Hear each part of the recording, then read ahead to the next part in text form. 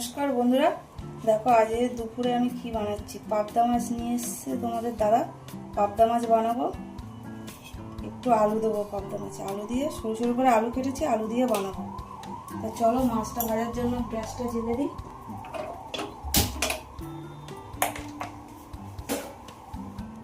মাছ ভাজার জন্য হলুদ দেবো, দিয়ে দেবো নুন, উপর থেকে দিয়ে দেবো একটু সর্ষের তেল। ভাজার জন্য কড়াইতে দিয়ে দেবো তেল। মাছের নুন হলুদটা খুব ভালো করে মেখে নেব। সর্ষের তেলটা দিলাম কেন, দিলে মাছটা ফাটবে না। দেখো আমার তেল কিন্তু একদম গরম হয়ে গেছে। এবার মাছটা ভাজার জন্য ছেড়ে দেবো।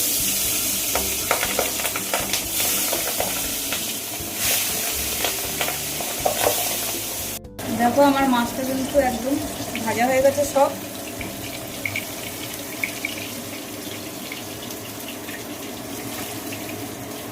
সব কিন্তু ভাজা হয়ে গেছে। ওই তেলের মধ্যে আলুগুলো একটু ভেজে নেব। আলু ভাজা হতে হতে আমি মশলাটা করে নেব। দেখো কি কি মশলা নিয়েছি। 1 চামচ কালো সর্ষে, 2 চামচ সাদা সর্ষে, আর কিছুটা কাঁচা লঙ্কা, সব একসাথে পেস্ট করে নেব।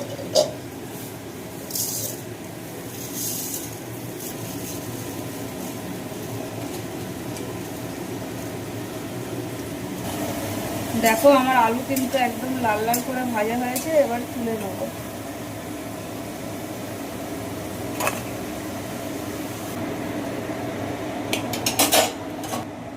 ওই তেলের মধ্যে একটু কালো জিরে ফোড়ন দেবো,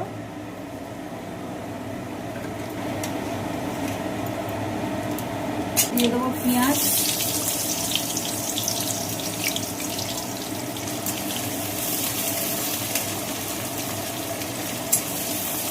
দেখো আমার পেঁয়াজটা কিন্তু পুরো লাল লাল করে ভাজা হয়ে গেছে। এবার দিয়ে দেবো টমেটো। টমেটোটা যাতে তাড়াতাড়ি গলে যায় তার জন্য দেবো নুন।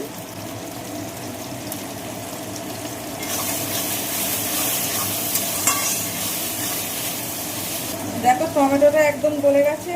দিয়ে দিচ্ছি হলুদ। হলুদটা দিয়ে আর একটু নাড়বো। যে মশলাটা পেস্ট করে রেখেছি ওটা দিয়ে দেবো।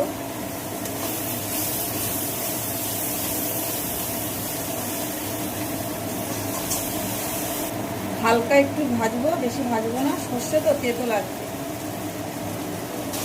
এটা অল্প ভাজা ভাজা করলাম। এবার দিয়ে দেবো আলুটা।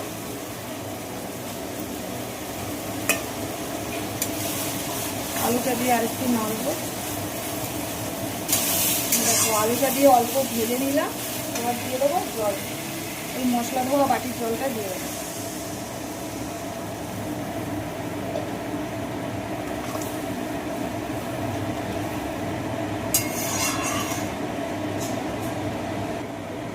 ঢাকা দিয়ে একটু ফুটে উঠলে মাছটা দেবো। দেখো আমার ঝোলটা কিন্তু একদম ফুটে গেছে। এবার মাছটা দিয়ে দেবো।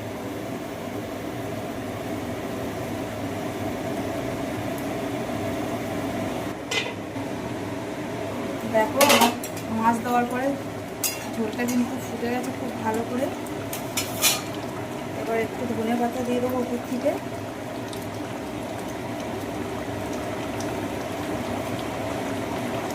একটু ঢাকা দিয়ে দেবো।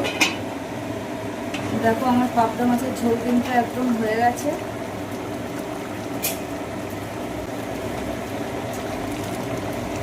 এবার নামিয়ে নেব।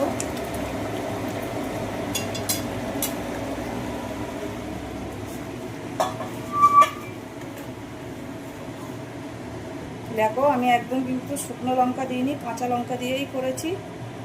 তোমাদের যদি আমার এই ভিডিওটা যদি ভালো লাগে, রোজই তো বলি লাইক করো, কমেন্ট করো। সবাই ভালো থেকো, সুস্থ থেকো। টাটা।